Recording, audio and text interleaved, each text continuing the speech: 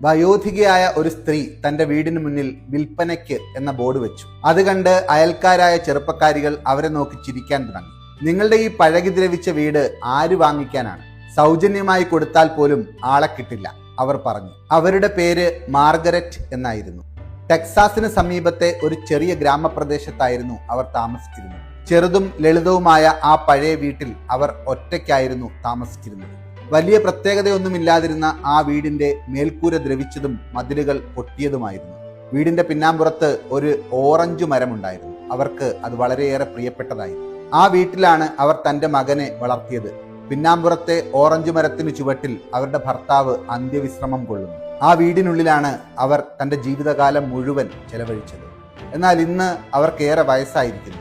ജീവിതം വളരെ ബുദ്ധിമുട്ടിലായി. പെൻഷൻ തുക ഒന്നിനും തികയുന്നില്ല. അതുകൊണ്ട് തന്നെ ഈ വീട് വിറ്റ് ആശുപത്രിക്ക് സമീപം എവിടേക്കെങ്കിലും മാറി താമസിക്കാൻ അവർ തീരുമാനിച്ചു. ആ ദിവസം രാത്രി തന്റെ റോക്കിംഗ് ചെയറിലിരുന്ന് പഴയകാല ആൽബം മറിച്ചു നോക്കിക്കൊണ്ട് അവർ തന്റെ ഭർത്താവിനോട് മാപ്പു പറഞ്ഞു. പ്രിയനെ, എന്നോട് ക്ഷമിക്കണം, എനിക്കിത് വിൽക്കാതെ വേറെ തരമില്ല. അടുത്ത ദിവസം രാവിലെ മാർഗരറ്റ് വീടിന് പിന്നാമ്പുറത്ത് നിൽക്കുമ്പോൾ അവരുടെ വീടിന് മുന്നിൽ വില കൂടിയ ഒരു കാർ വന്നു നിന്നു. അതിൽ നിന്ന് സ്യൂട്ട് ധരിച്ച ഒരു മനുഷ്യൻ പുറത്തേക്കിറങ്ങി. അയാൾ അവരുടെ അടുത്തേക്ക് വന്ന് ഇപ്പോഴും ഈ വീട് വിൽപ്പനയ്ക്കുണ്ടോ എന്ന് അന്വേഷിച്ചു. എന്നാൽ വലിയ ആഡംബരമൊന്നുമില്ലാത്ത ഒരു സാധാരണ വീടാണ് തൻ്റെതെന്ന് അവർ മറുപടി പറഞ്ഞു. അയാൾ പറഞ്ഞു, എനിക്ക് ആഡംബരം പ്രധാനമല്ല.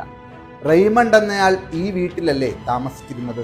അവർ ചോദിച്ചു, എൻ്റെ ഭർത്താവിനെ നിങ്ങൾക്ക് എങ്ങനെ അറിയാം? അയാളുടെ മറുപടി ഇങ്ങനെയായിരുന്നു, എൻ്റെ ജീവിതം രക്ഷിച്ച ആളാണ് റെയ്മണ്ട്.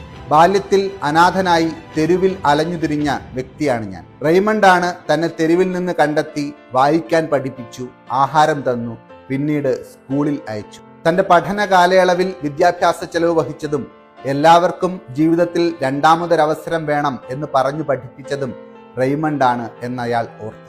താൻ ഈ വീട് വാങ്ങുകയാണെന്നും എന്നാൽ മാർഗരറ്റ് ഒരിക്കലും അവിടെ നിന്ന് താമസം മാറേണ്ടതില്ലെന്നും അയാൾ പറഞ്ഞു. റെയ്മണ്ടിന്റെ ഓർമ്മകളുള്ള പരിശുദ്ധമായ ഈ വീട്ടിൽ നിങ്ങൾ ജീവിതാവസാനം വരെ കഴിയണമെന്നും അയാൾ പറഞ്ഞു. ഇതെല്ലാം കേട്ട മാർഗരറ്റ് കരയാൻ തുടങ്ങി. അവരെ പരിഹസിച്ച അയൽക്കാരൊക്കെ അതിശയത്തോടെ അത് നോക്കി നിന്നു. കാർലോസ് എന്നായിരുന്നു ആ വ്യക്തിയുടെ പേര്. ആ പ്രദേശത്തെ ഏറ്റവും വലിയ ധനികരിൽ ഒരാളായിരുന്നു ആ വ്യക്തി. എന്നാൽ പണത്തിനപ്പുറം വലിയ നന്മയുള്ള മനുഷ്യനായിരുന്നു കാർലോസ്. തൊട്ടടുത്ത ആഴ്ച അയാൾ ആ വീട് നവീകരിച്ചു. എന്നാൽ ഓറഞ്ച് മരത്തിനെയോ മതിലിലെ ഫോട്ടോകളെയോ റോക്കിംഗ് ചെയറിനെയോ അയാൾ സ്പർശിച്ചില്ല. ഓരോരുത്തരും തന്റെ ജീവിതകാലത്ത് ചെയ്യുന്ന നന്മകൾക്കുള്ള പ്രതിഫലം ഇവിടെ തന്നെ ഒരുക്കി വെക്കപ്പെട്ടിട്ടുണ്ട്. അവയൊന്നും വിസ്മരിക്കപ്പെടുന്നില്ല.